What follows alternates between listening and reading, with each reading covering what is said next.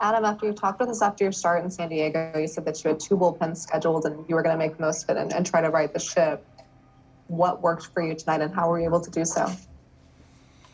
Just getting back to the basics, just commanding my pitches in the bottom of the zone seemed to be working, and then working up off of that, in, out, up, down, making pitches. That's the key when I'm pitching. So didn't make any pitches in San Diego, and you saw what happened. So I just gotta make quality pitches and attack the strike zone and put those guys on the defensive, and then you put yourself in a good spot when you do that.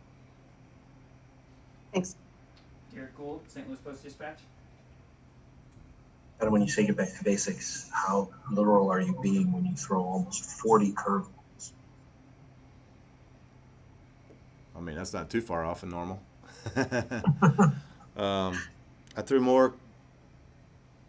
I haven't looked at my mix yet, but I feel like I threw more fastballs than cutters tonight, and I threw more, just a little bit larger amount of curveballs. But that kind of plays, the game plays itself out. I got to wait till that's not something I went in going, all right, I'm going to throw 40 curveballs. Just that's the way the flow of the game, and that's a good pitch for that team, and it's a good pitch for me. So there you go. That's kind of what I want to ask you. That's a team that you don't have a whole lot of secrets from, and yet they're so geared up for the curveball. It looks like that makes your sinker play that much better.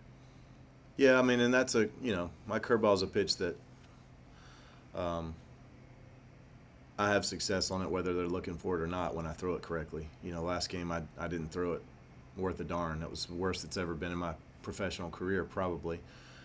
So when you take that out of my repertoire, that's a big thing. Plus, I didn't command my fastball or my cutter or my changeup. So I got outs with all those pitches tonight and made quality pitches. So that's the name of the game. Mad Dog calls me a pitch maker, professional pitch maker, and that's what I try to be. When you were in San Diego, you said that the football was just not there for you. How do you, reintroduce yourself to an old friend? Or what do you do between these starts to kind of?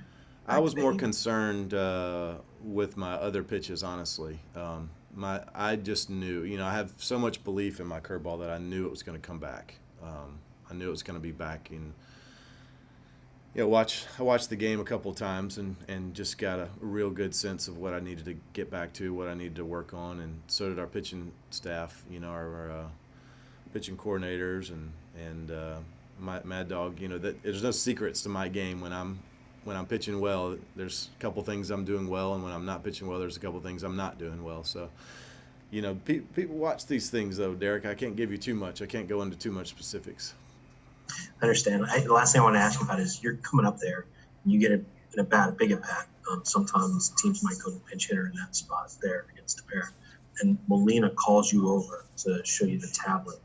What's he showing you there? Is that video or is that pitch mix stuff? Yeah, just a little bit of both. I'd never faced him before, and anytime you can get a kind of a visual of what a guy's trying to do, but also talk through a little game planning, with a pretty smart baseball mind is a good thing. So, we got to see what his breaking ball looked like, it was something that really helps you when you're trying to get a bunt down. What's the ball? What are the pitches what's he trying to do? What's the pitch shape like? What can I anticipate?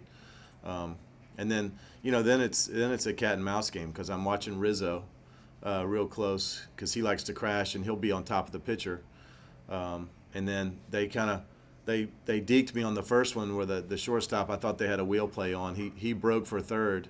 When he breaks for third, that means second's going to first, and the infield's going to be wide open up the middle. But then when he stopped, it was too late for me, and I'd already committed. When I saw him break, I'd already committed, and then tried to shoot that right field line, but he made a good pitch on me. So luckily we got a bunt down. I didn't get over it not quite as much as I wanted to, but when you get the ball on the ground, good things happen. Thanks, Adam. Jeff Jones, Belleville News Democrat. Adam, was there a particular point tonight when you realized that it was maybe a little bit more of a pitcher's strike zone, and as part of pitch making, being able to identify that and look for ways to utilize that as the game goes on? Yeah, each game brings its own its own challenge with understanding where the strike zone is and where it's not, and you know, these big league umpires are very talented. They might be small one night, they might be big one night, but they're usually pretty consistent. So you got to find that zone and work off of it. You know, that's a part of our craft, and the hitters part, they got to do the same thing. So you realize what you have pretty early on usually, and then you try to work around it. Brendan Schaefer, KMOV.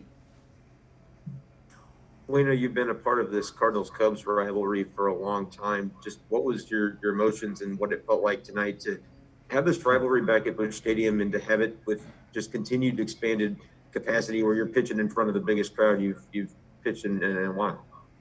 Yeah, that was so much better, pitching in front of a crowd. It really was. You know, when you get used to that 30, 40, 50,000 people strong supporting you, and then you just go kind of cold turkey on it, and then you can hear the birds chirping. You got to really pump yourself up to find that same adrenaline, and I'll just be honest, you can't get that adrenaline without them there. You know, you can talk yourself into a certain point, but there's an extra layer there that our fans give us that we can't get on our own. So that was great to pitch in front of them. It felt packed. You know, I mean, I'm sure it'll feel more packed in a couple of days when we're in June when they expand completely, but it felt like there was 100,000 people there, you know, to us. So they did a great job. They were there supporting us loud and on their feet a lot, and you can just always tell they're in on every pitch. Our fans are the greatest. We're just so lucky to have them. Zach Silver, MLB.com.